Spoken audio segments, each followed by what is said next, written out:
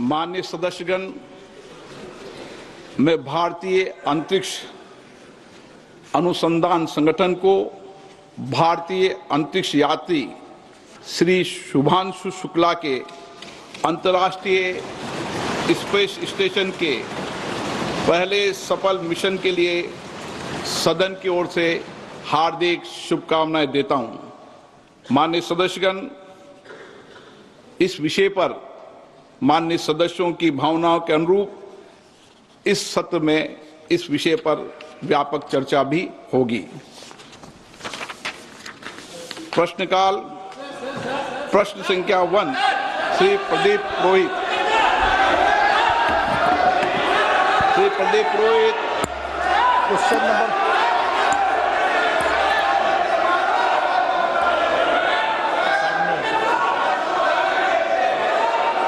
Question number 1।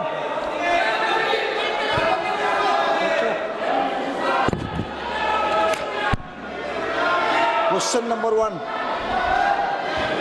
उत्तर सभा पटल पर रखा गया है।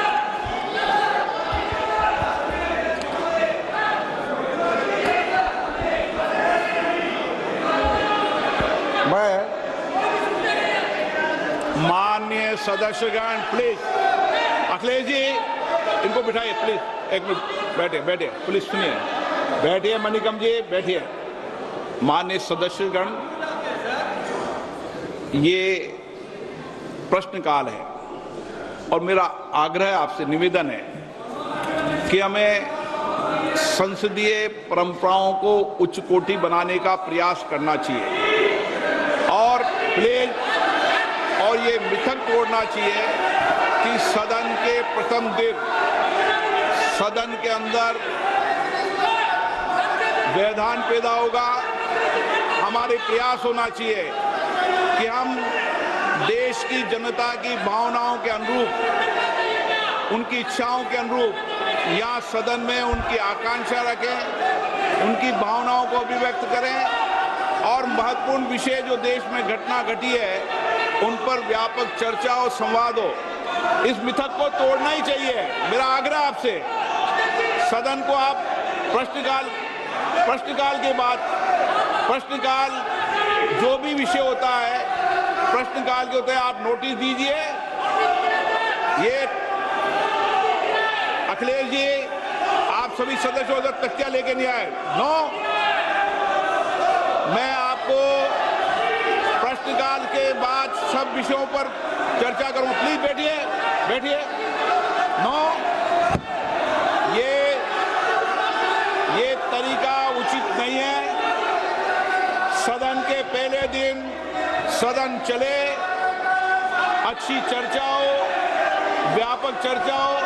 मैं सभी सदस्यों को पर्याप्त समय, पर्याप्त अवसर दूंगा। सदन नियमों प्रक्रियाओं से चलता है। प्रश्नकाल के बाद प्लीज बैठिए। नो, प्रदीप पुरोहित जी।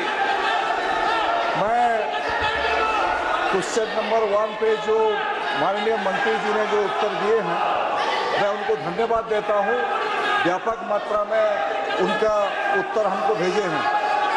मैं मोदी जी को भी धन्यवाद देना चाहता हूं, हमारा यशस्वी प्रधानमंत्री, इसलिए कि मोदी जी सबका साथ सबका विकास का जो नारा देके 2014 में देश चलाने की शुरुआत किए।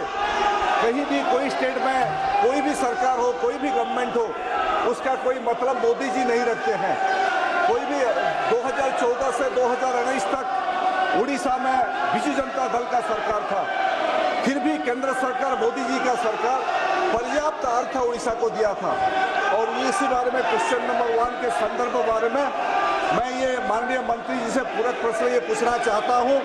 माननीय मंत्री जी, चूंकि सरकार खेलो इंडिया और राष्ट्रीय खेल विकास निधि NSDF जैसी मांग आधारित योजनाओं के माध्यम से राज्यों को प्रयासों को सफलतापूर्वक पूरा कर रही है, क्या मंत्री महोदय कृपया यहाँ बताने का कष्ट करेंगे कि इन योजना के अंतर्गत स्वीकृत खेल परियोजना की निगरानी और पारदर्शिता की सुनिश्चित करने के लिए मंत्रालय क्या कदम उठा रहे हैं, विशेषकर उड़ीसा राज्य के प्रसंग में। माननीय मंत्री जी,